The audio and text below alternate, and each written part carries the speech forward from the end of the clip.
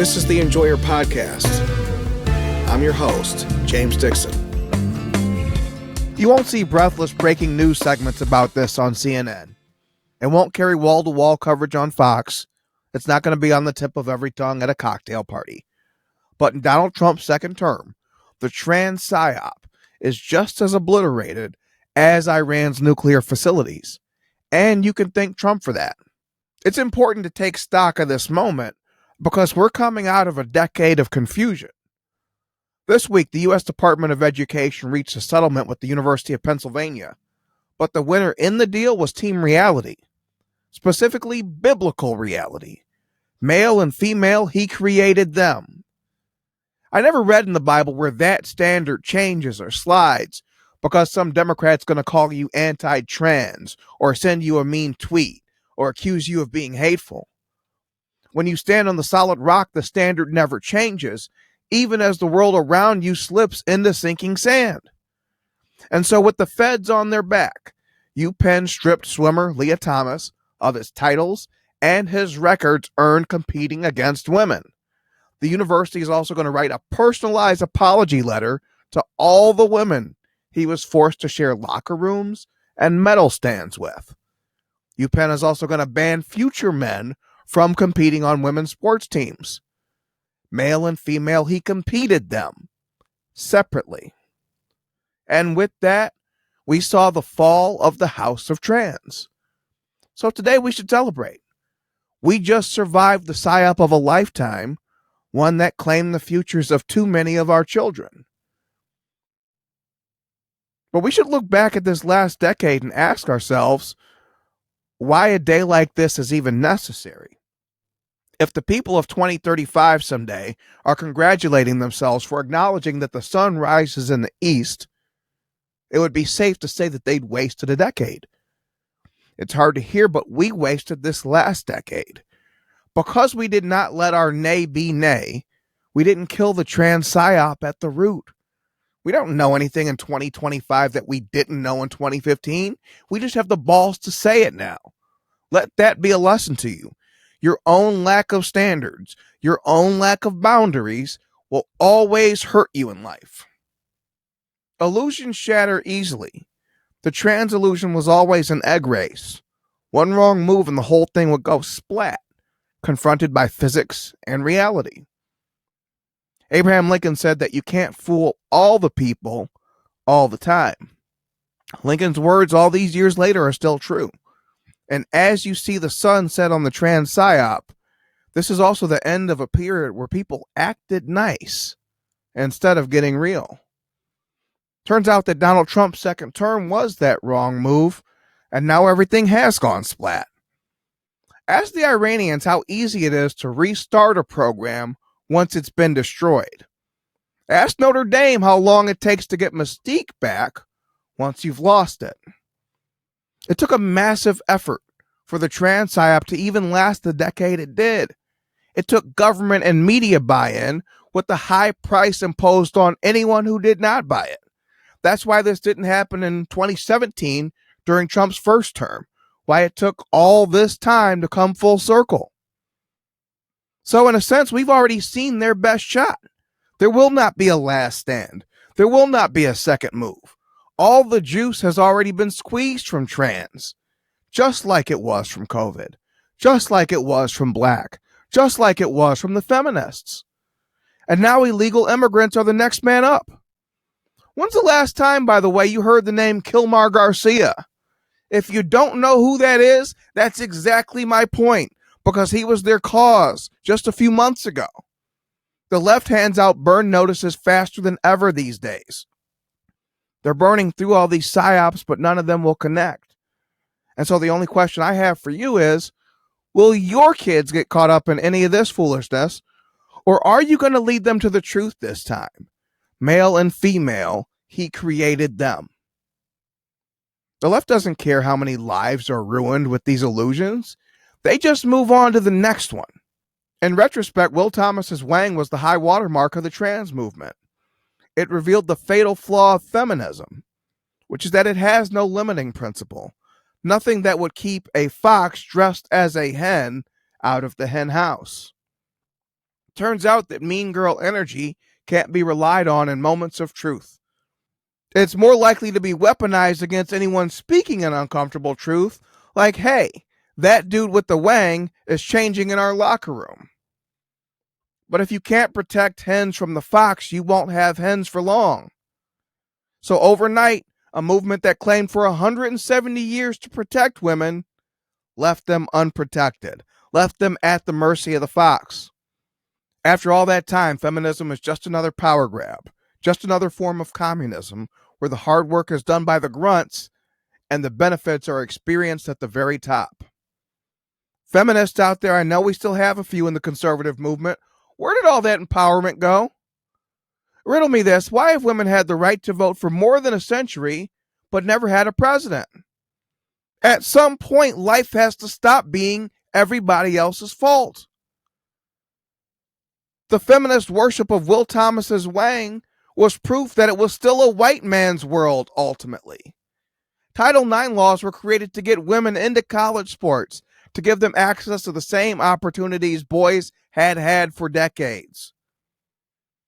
In that sense, in wanting what the boys have, feminism was the original trans movement, wherein women try to identify with men and as men and compete for resources against men.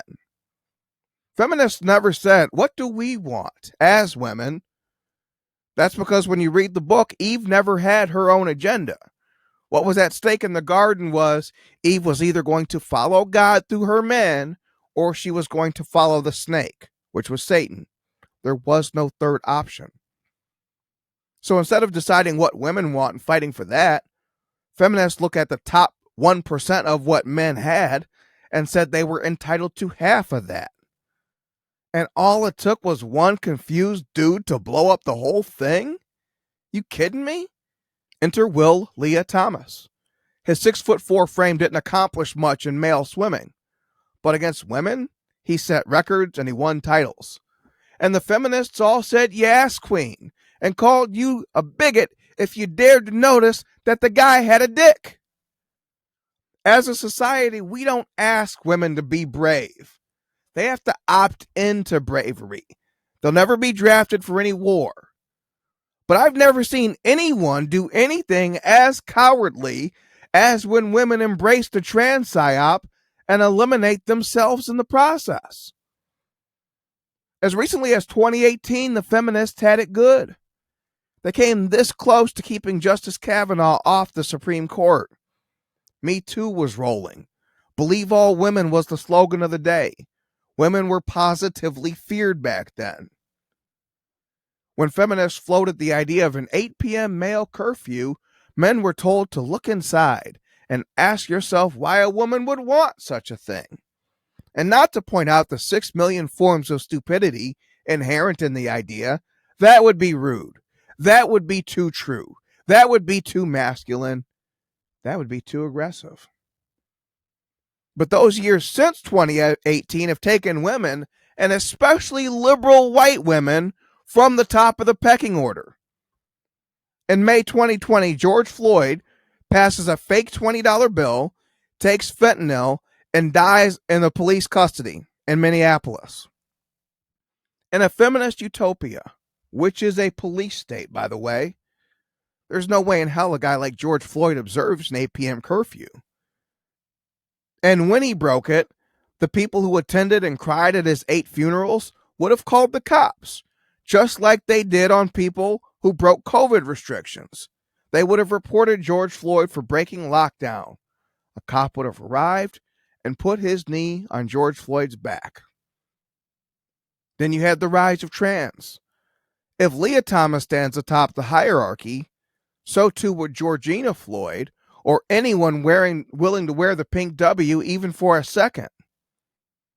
As you learn when you're a college freshman learning how to study, if you've highlighted everything on a page, you've actually highlighted nothing. And so if everybody is a woman or can be, there is no such thing, and there's certainly no special status afforded. If your status as a woman is not something that God gave you, what is it? And why would I ever celebrate it?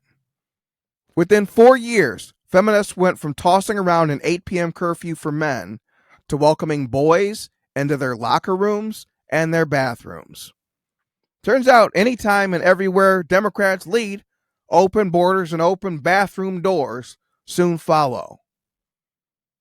In 2016, I was part of the problem. I was back with the Detroit News back then, and I was roped into an early effort in the trans psy-op, the bathroom wars. This was late in the Barack Obama presidency.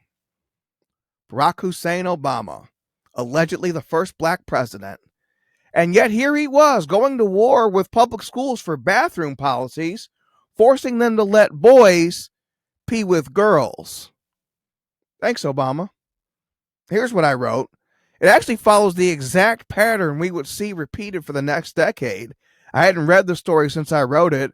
I was shocked by how closely it stuck to the format. I wrote, school officials say they're trying to meet the needs of lesbian, gay, bisexual, and transgender students in a changing social landscape. In many cases, that means quietly accommodating what students want to be called and which bathrooms they're comfortable using. Teachers in Ferndale Public Schools, for example, didn't need a formal policy to call Cecil Connolly by his preferred name rather than his birth name. A biological girl who identifies as a boy, Cecil, 16, prefers the pronouns he and him. I have never, and you have never, asked anyone their preferred pronouns. That's not a thing, and that's never been a thing.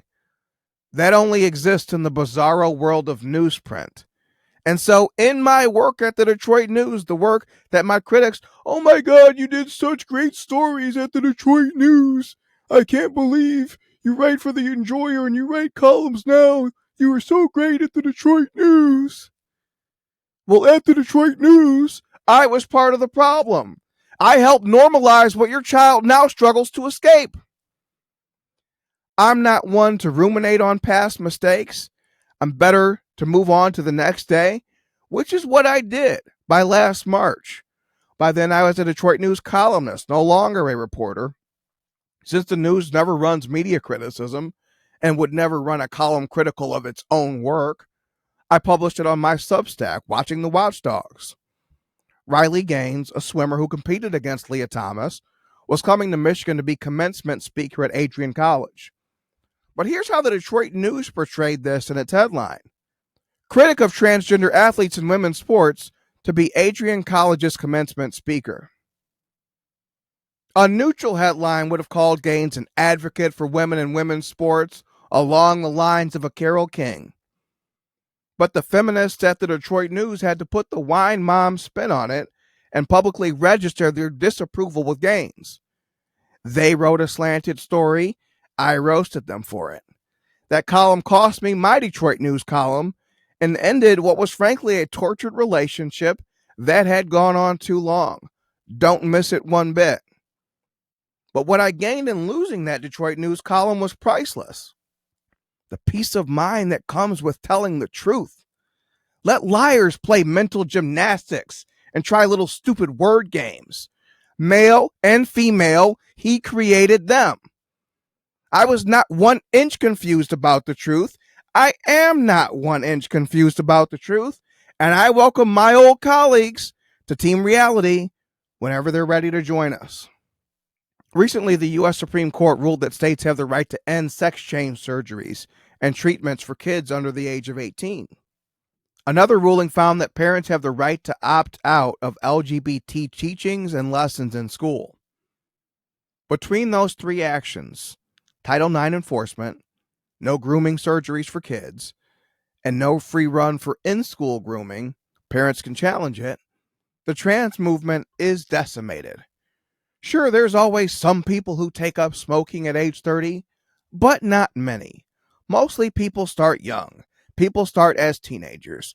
I believe the same to be true with the trans community.